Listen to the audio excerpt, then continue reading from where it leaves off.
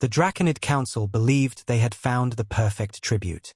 A single human captured from the frontier colonies would satisfy the ancient pact with the Dragon Lords of Infinite Prime. The human stood in chains before the Obsidian Throne. His designation read simply, Sergeant Marcus Chen, Terran Defense Force. Ambassador Velka, his silver scales gleaming under the volcanic light, addressed the assembled dragons with confidence. Great worms, we present this offering as agreed. One human life to maintain peace between our species for another century. The largest dragon, Pyrothrax the Eternal, regarded the small figure with eyes like molten gold. His voice rumbled through the cavern, shaking loose stones from the ceiling. This creature is acceptable. Release him to us. Marcus didn't struggle as the dragon guards removed his chains. He simply rolled his shoulders and looked up at the massive reptilian forms surrounding him. 23 dragons, each the size of a Terran cargo hauler. Their scales reflected the lava flows beneath the stone bridges, creating a nightmarish kaleidoscope of red and orange. You know, Marcus said, his voice carrying clearly through the silence, I was really hoping it wouldn't come to this. Pyrothrax snorted, smoke curling from his nostrils. The human speaks. How amusing. Tell us, tiny thing, what did you hope would not come to pass? Marcus sighed and reached up to his neck, pressing against what appeared to be a birthmark. A soft click echoed through the chamber. I hoped you'd return our colonists peacefully. I hoped the council would be honest brokers. I hoped I wouldn't have to activate my neural limiter's emergency release. The Draconid ambassador's crest flared in confusion. Neural limiters? What nonsense is this? You don't know much about humans, do you? Marcus asked, his voice changing, growing colder. His pupils dilated until his eyes appeared completely black. Let me educate you. Before anyone could react, Marcus moved. But moved was inadequate to describe what happened. He simply ceased to exist in one location and appeared in another, his hand passing through a Draconid guard's chest plate as if it were tissue paper. The guard collapsed, his circulatory system visible through the massive hole. Pyrothrax roared and unleashed a torrent of flame that could melt starship hulls. Marcus walked through it, his clothes smoldering but his skin unmarked.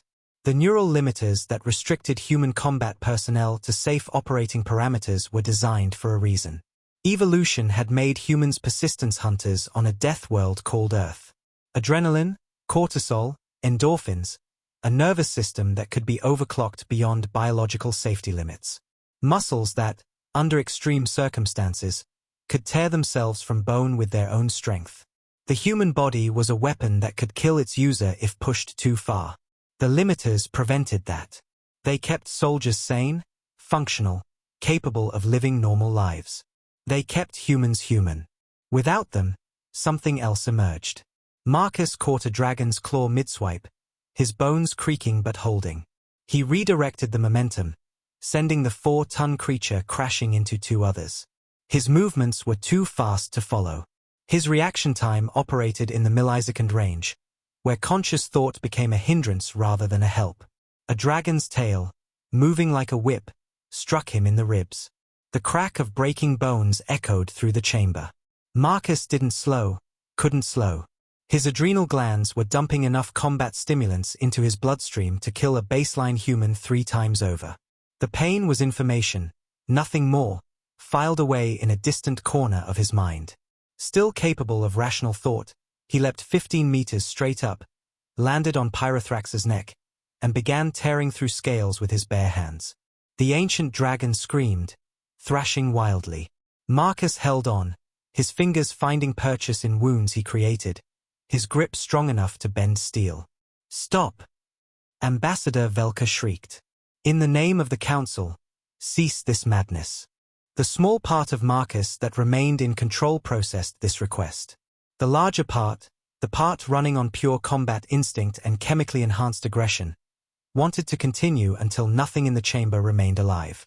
With an effort that felt like lifting a planet, Marcus pushed through the bloodlust.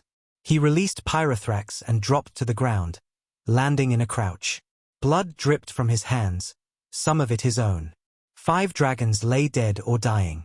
The others had retreated to the far end of the chamber. The colonists, Marcus said, his voice barely human. Return them now.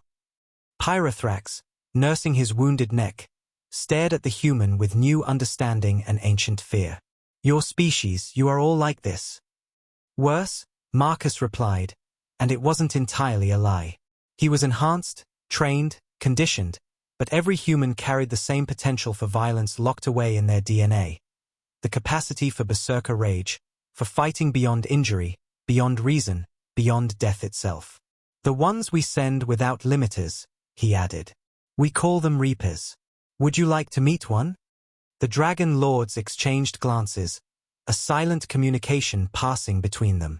Finally, Pyrothrax lowered his massive head in submission, a gesture that would have been unthinkable an hour before.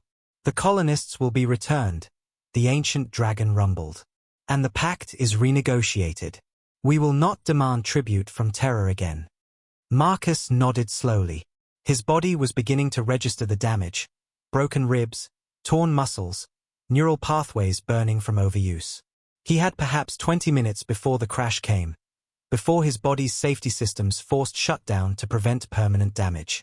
Ambassador, he said to Velka, who stood frozen in terror, I think your council owes our diplomatic corps an apology. And perhaps you should research a species before deciding they're suitable for sacrifice. As Marcus was escorted from the chamber by very nervous Draconid guards, Pyrothrax spoke once more, his voice carrying ancient wisdom and newly learned respect. Tell your people, human. Tell them the dragons remember. You are the monsters we will tell our hatchlings about in warning tales. Marcus almost laughed, but the pain made it come out as a cough. We tried to tell you. Humans don't belong in your nightmares. We are the thing that nightmares check under their beds for. The chamber fell silent except for the crackling of lava and the groans of wounded dragons. The Draconid Council would later strike all records of the event from official history. But the dragons themselves would never forget the day they learned that in the vast galaxy of predators and prey, humans were neither. They were something far more dangerous. They were the species that had weaponized their own fragility, that turned their mortal limitations into tactical advantages, that could override every survival instinct to achieve a mission. They were monsters who had learned to wear the mask of civilization. And when that mask came off, even dragons learned to fear.